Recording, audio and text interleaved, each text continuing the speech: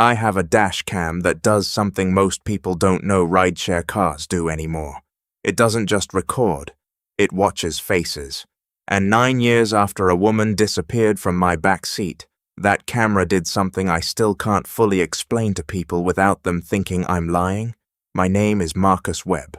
I drive for a living, out of Portland, Oregon, and I have for going on 15 years now. I started with a yellow cab company back when that was still the only way to do this job, then moved to rideshare when the money got better and the hours got more flexible.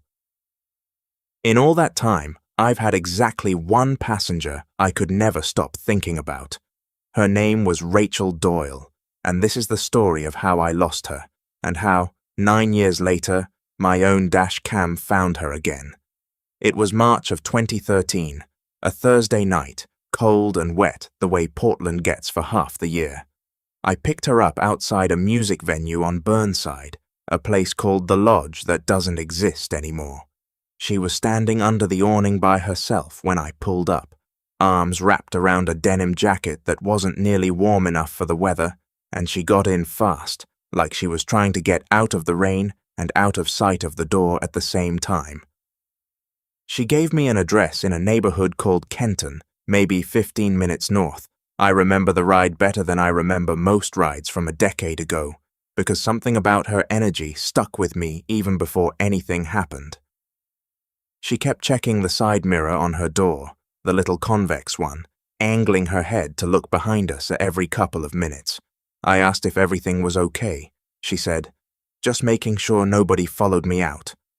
I asked, half joking, if I should be worried. She laughed, but it wasn't a real laugh. "Not about tonight," she said. "Tonight's fine. It's the tomorrows I'm worried about." I didn't push. In this job, you learn where the line is between friendly conversation and prying into something that isn't yours to know. She told me a little, unprompted, the way people sometimes do with strangers they'll never see again, that she'd just ended things with someone, that it hadn't gone the way normal breakups go, that she was staying with a friend for a few weeks until she figured out her next move. She didn't say a name. I didn't ask for one. We pulled up outside a squat 2-story apartment building on North Interstate, the kind with a shared breezeway running through the middle of the ground floor, connecting the street side to a parking lot in back. She thanked me, paid with cash, told me to keep the change, and got out. I watched her walk toward the building the way I always did, waiting until she was inside before pulling away. She didn't go up to any of the ground floor doors that faced the street. She walked straight into the breezeway, toward the darker end that opened onto the back lot, and disappeared from my headlights into the shadow between the buildings. That was 11:58 p.m. It is the last time anyone has confirmed seeing Rachel Doyle for 9 years. I finished the rest of my shift without thinking twice about her, which is the part of this story I've always found hardest to admit out loud. I picked up 2 more fares that night, a group of guys leaving a late show downtown who argued the entire ride about whether the opening band was better than the headliner, and a woman heading to the airport for a red-eye who tipped me $20 because I helped her load 2 oversized suitcases into my trunk in the rain. I clocked out around 2 a.m., drove home, and fell asleep within minutes, the way you do after a long shift, with no idea that the last passenger I dropped off that night was about to become the center of the next 9 years of my life. I found out 4 days later, the same way most of Portland did, from a missing persons segment on the local news. Her photo. Soft smile, dark hair pulled back. A photo that looked like it was cropped from somebody's birthday party, filling the screen under a headline that made my stomach fold in on itself. Missing since Thursday night. Last seen leaving a venue on Burnside. Anyone with information is asked to contact the Portland Police Bureau. I called that same night. I gave a full statement to a detective named Alvarez, walked her through every second I could remember. The address, the timing, the breezeway, the way Rachel had kept checking her mirror. I handed over my dash cam footage without being asked twice, because by then I already understood that footage was the only thing standing between me and a very different kind of scrutiny. The footage showed exactly what I remembered: her getting in outside the lodge, the ride, the drop-off, her walking into the breezeway instead of toward any of the visible front doors, then nothing, because my camera's angle didn't reach past the first 10 feet of that shared hallway. Detective Alvarez asked me to come in twice more over the following 2 weeks, and each time the questions circled the same handful of details, from slightly different angles: whether Rachel had used a phone during the ride, whether I'd noticed any other vehicles slow down or follow us, whether she'd mentioned any names at all beyond the vague reference to a recent breakup.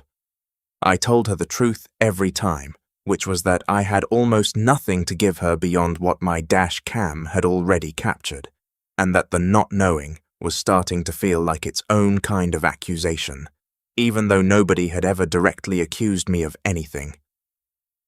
They pulled my phone records for the 6 months prior, standard procedure, Alvarez told me, for anyone who'd had extended, unsupervised contact with a person who later went missing. They talked to my then-wife, who told them, apparently, that I'd come home shaken that night, before any of us even knew Rachel was missing, because something about the ride had stuck with me enough that I'd mentioned it to her, unprompted over breakfast the next morning. That detail ended up helping me more than hurting me, Alvarez later admitted, because it suggested a level of concern inconsistent with a man who had something to hide. Detective Alvarez told me, eventually, that the apartment Rachel had given as her destination belonged to a woman named Priya Anand, a co-worker from the coffee shop where Rachel had worked, who confirmed Rachel had been staying with her for 2 weeks, but swore Rachel never made it home that night. Priya said she'd waited up, texted her twice, called her 3 times, and gone to bed around 1 a.m., assuming Rachel had crashed somewhere else. It wasn't until the next afternoon, when Rachel didn't show up for her shift and didn't answer any messages, that anyone realized something was wrong. For a while, I existed in that uncomfortable space every driver in a case like this ends up in, cleared officially by footage and timeline and complete cooperation, but never quite free of the shadow that comes from being the last confirmed name in someone's story. I kept driving. I avoided an interstate for the better part of 2 years, the way you avoid a street that used to lead somewhere and now only leads to a question you can't answer. I met Rachel's mother, Denise Doyle, about a month in.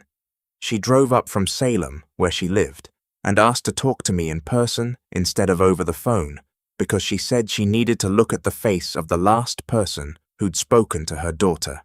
I understood that. I would have wanted the same thing in her position. We sat in a coffee shop 2 blocks from where I'd picked Rachel up, and Denise asked me to repeat every word Rachel had said, slowly, more than once. When I got to, "It's the tomorrows I'm worried about," Denise put her hand over her mouth and didn't say anything for almost a full minute. "She called me 2 weeks before," Denise finally said. "Told me she was staying with a friend for a while. I asked why. She said she just needed space to think. I didn't push either. I wish to God I had pushed." That conversation was the beginning of something that lasted, in one form or another, for the next 9 years. Denise and I weren't close, exactly, not in any conventional sense, but we were bound to each other by the same unfinished sentence, and every year on the anniversary of that ride, one of us would call the other, and we would sit with the not knowing together for a few minutes, because there weren't many other people left in either of our lives who understood the specific shape of that particular grief.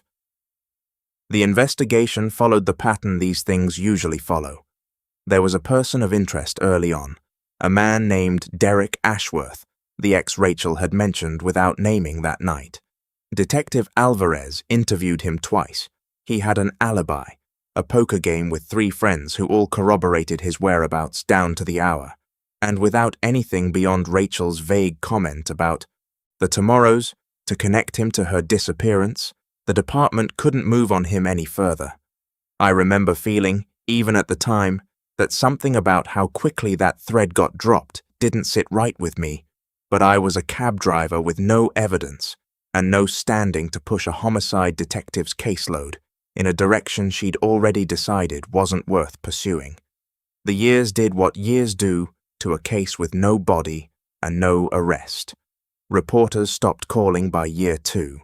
The department reassigned Detective Alvarez to other cases by year 3, though she told me, the one time I ran into her at a gas station years later, that Rachel's file never fully left her desk drawer, that she pulled it out and reread it every few months, out of a stubbornness she couldn't quite explain. Denise kept a Facebook page going, Justice for Rachel Doyle, that slowly went from daily updates to monthly ones to, by year 6, little more than a birthday post each spring with a photo and a caption that always ended the same way. Still hoping, still waiting, still her mother. There were false leads scattered through those 9 years, the way there always are. A hiker found a denim jacket snagged on a fence line near Forest Park in year 2, close enough to what Rachel had been wearing that Denise couldn't eat for 3 days, waiting on confirmation, and it turned out to belong to someone else entirely, a jacket lost by some anonymous camper months earlier. A tip came in during year 4 claiming Rachel had been spotted working at a diner outside Boise, and Denise drove 9 hours on nothing but that rumor, only to find a waitress who resembled the photo just enough to break her heart a second time. By year 5, Denise had stopped chasing every lead personally, not because she'd given up, but because she'd learned, the hard way, that hope has a cost and that spending it recklessly on every rumor left less of it for the moments that might actually matter. I got divorced in year 4 for reasons that had very little to do with Rachel Doyle and everything to do with 2 people who'd simply grown into different lives. But I remember my ex-wife telling me, near the end, that I'd never fully come back from that March night in 2013, that some part of me was still parked outside that Breezeway, waiting for someone to walk back out of it. I didn't argue with her. I don't think I could have, honestly, even if I'd wanted to. I switched to a rideshare platform called GoTrail in 2019, mostly because the pay was better, and the app handled scheduling in a way that suited the new hours I was working after my divorce. GoTrail had one feature none of the older cab companies bothered with, something they marketed heavily to riders as a safety measure, an onboard camera system that didn't just record video the way my old dash cam did, but ran real-time facial verification against a national safety database, cross-checking rider faces at pickup against active missing persons alerts and outstanding protective order violations. It sounded, when they first rolled it out, like corporate overreach dressed up as a safety feature, the kind of thing that mostly existed to generate a press release. I never expected it to actually do anything. For 3 years, it never did. Then, on a rainy Tuesday night in November of 2022, 9 years almost exactly after I dropped Rachel Doyle into that dark breezeway, I picked up a fare outside a grocery store in the Alberta Arts District. A woman, mid-30s, dark hair, a canvas tote bag over one shoulder, moving with the quick, efficient pace of someone doing an errand on their way home from work. She got in, gave her name as Claire, gave an address a few blocks over, and settled into the back seat without much conversation, the kind of unremarkable ride I'd given 10,000 times before. About 90 seconds into the drive, the small screen mounted on my dash, the one that usually just displayed the route and the fare estimate, flickered, and a red banner slid across it that I had genuinely never seen activate in 3 years of driving for GoTrail. Safety match alert. The system had cross-referenced the rider's face against its database and returned a result. Possible match, missing persons record, Rachel Elaine Doyle, reported missing March 2013, Multnomah County, Oregon. I did not say anything for almost a full block. I looked at that little screen, and then I looked in my rearview mirror at a woman who called herself Claire, 9 years older than the last time I'd seen her, hair a different length, a small scar above her left eyebrow that hadn't been there before, and underneath all of it, unmistakably, the same face that had spent 9 years living in the back of my mind as a photograph on a missing persons flyer. I drove the rest of that route in something close to a fog. I dropped her at the address she'd given, an ordinary house with a porch light on, and I watched her walk all the way to the door this time, watched her get inside safely, and then I sat in my car outside that house for almost 20 minutes, trying to figure out what a person is supposed to do with information like that. I didn't call the police that night.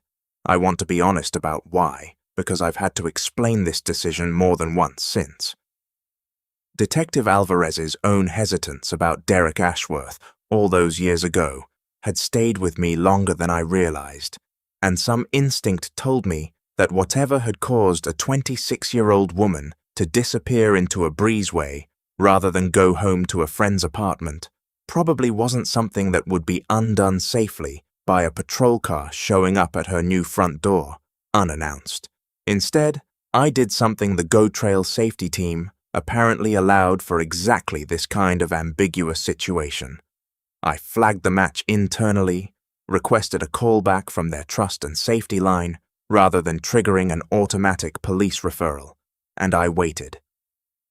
They called me back within 6 hours, a woman on the safety team who identified herself only as Priya, a different Priya than the co-worker from 2013, a coincidence that struck me as strange in a story that already had too many strange coincidences in it.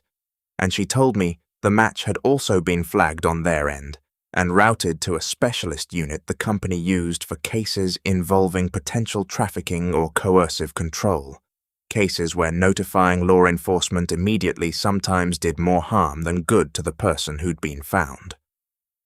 3 days later, I got a phone call from a number I didn't recognize, and when I answered, a voice I hadn't heard in 9 years said my name.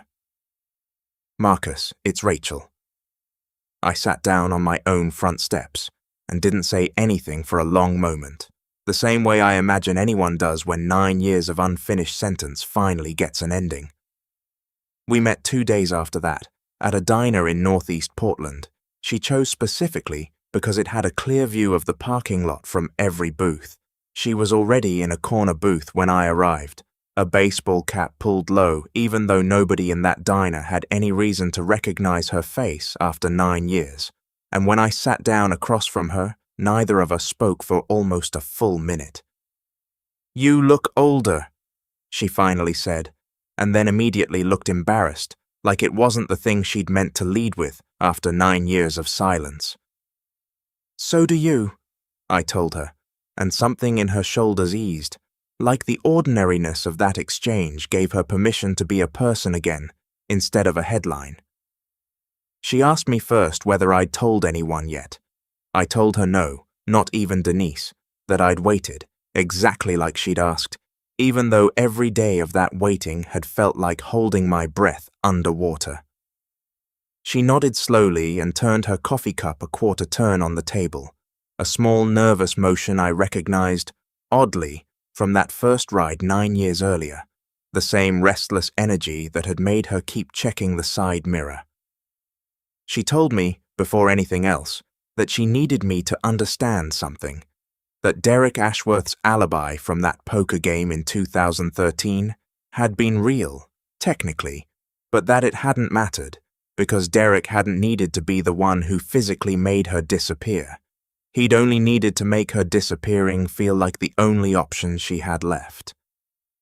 She told me about 18 months of a relationship that had started ordinary and slowly narrowed into something suffocating, about threats that were never quite explicit enough to take to police, about a night 2 weeks before she vanished when Derek had shown up outside her work and told her, calmly, in the exact tone you'd use to discuss weather, that he had a cousin on the Gresham police force who would make sure any complaint she ever filed against him went nowhere, and that he knew people who could make a person disappear so thoroughly nobody would ever find so much as a shoe. She hadn't taken that as a plan. She'd taken it, she told me, as a threat about what he was capable of arranging if she ever tried to leave for good. So when she finally worked up the courage to actually leave, she didn't just move out. She used the tools he'd unintentionally handed her, the fear that she could vanish completely, and turned them against him. She walked into that breezeway that night, out the back of the building, into a car driven by an old college friend from Eugene who'd agreed, on short notice, and mostly out of alarm at how frightened Rachel sounded on the phone, to drive her 3 hours south that same night and let her figure out the rest from there.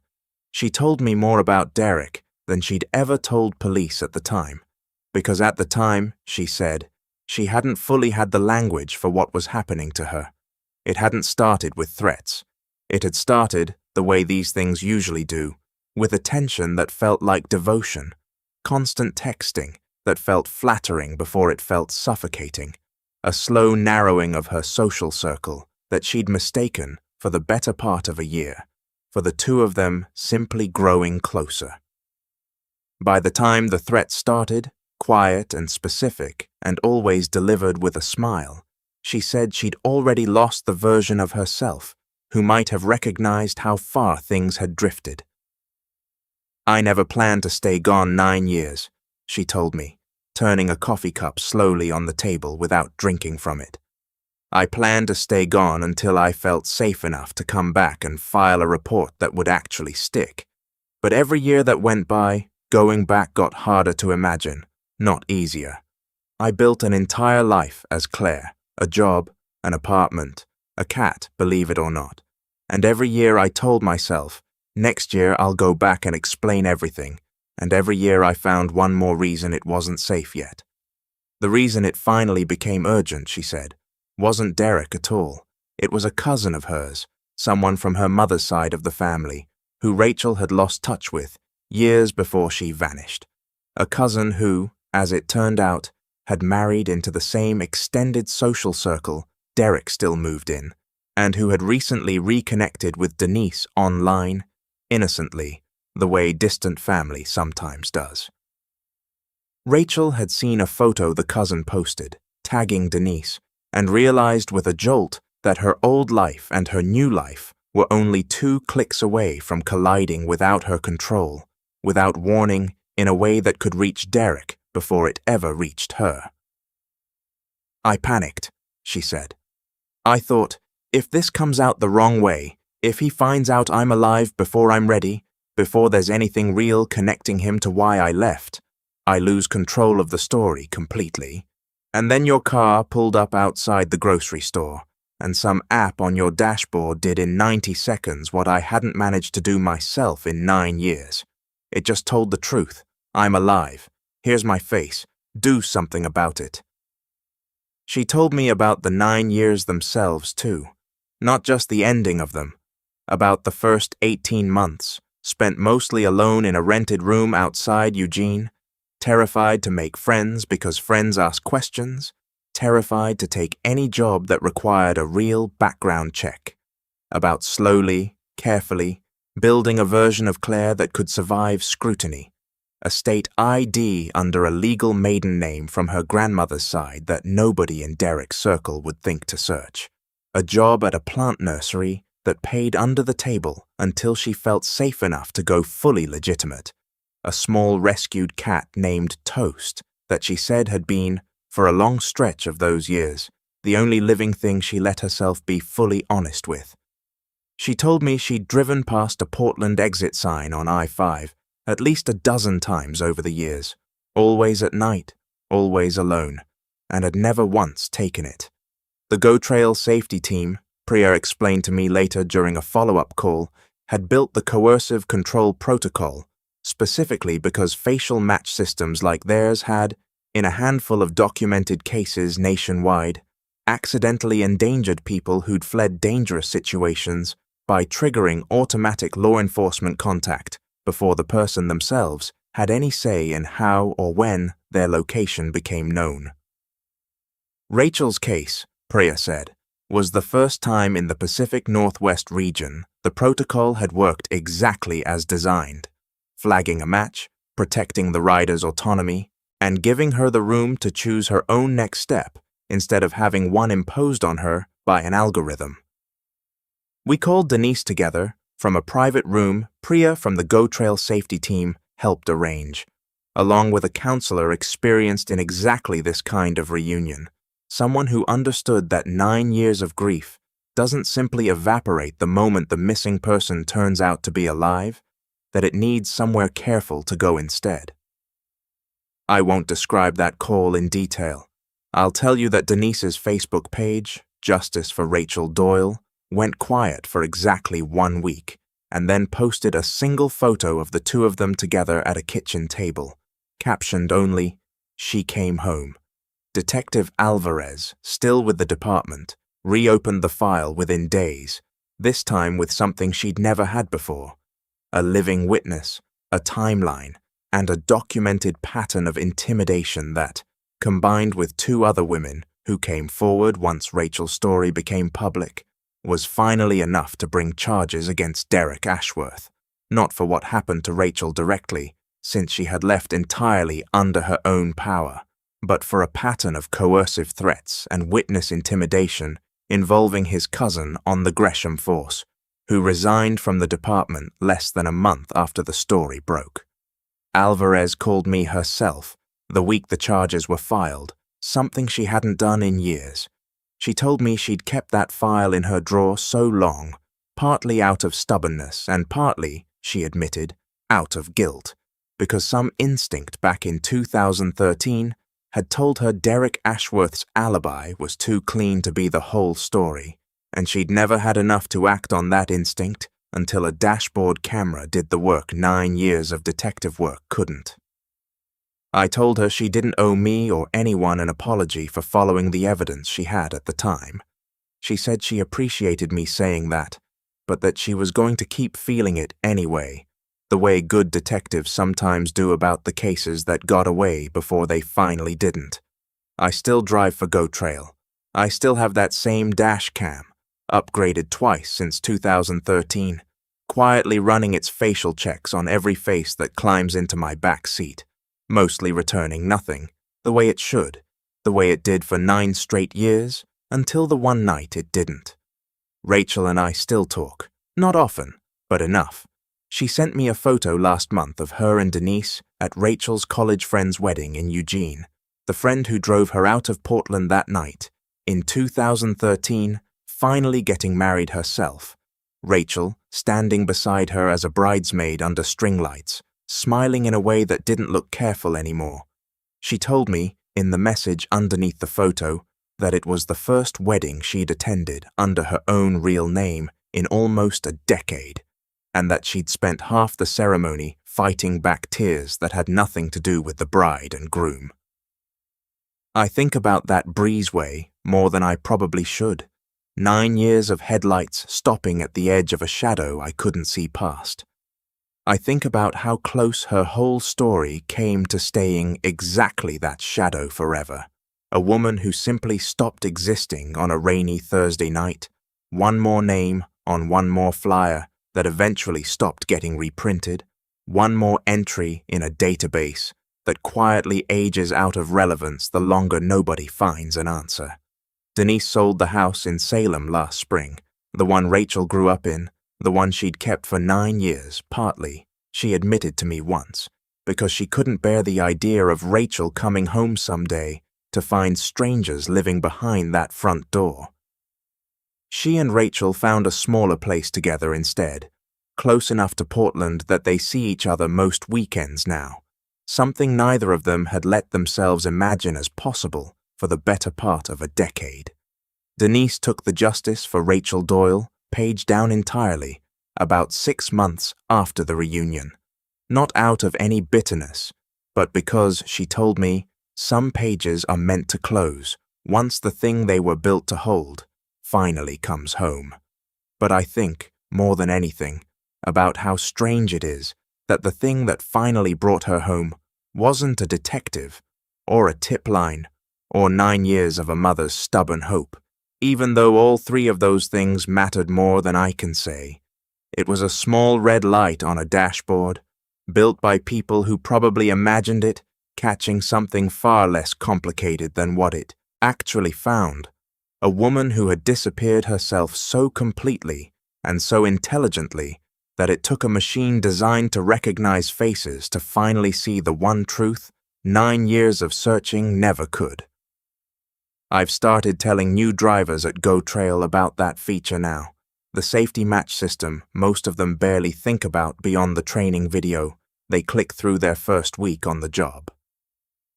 I don't tell them the whole story, usually. I just tell them to pay attention when that little red banner shows up, because most of the time it's nothing, a false positive, a resemblance, and nothing more. But every once in a while, I tell them, it's the most important 90 seconds of someone's entire life, and you won't know which kind of night you're driving until it happens. Some passengers get out of your cab, and you never see them again, and that's simply how the job works. But every once in a while, if the story is patient enough, and if you're lucky enough to still be driving when it finally decides to circle back, it climbs into your back seat one more time, sits quietly through 90 seconds of small talk, and waits for a machine to say out loud what 9 years of silence never could.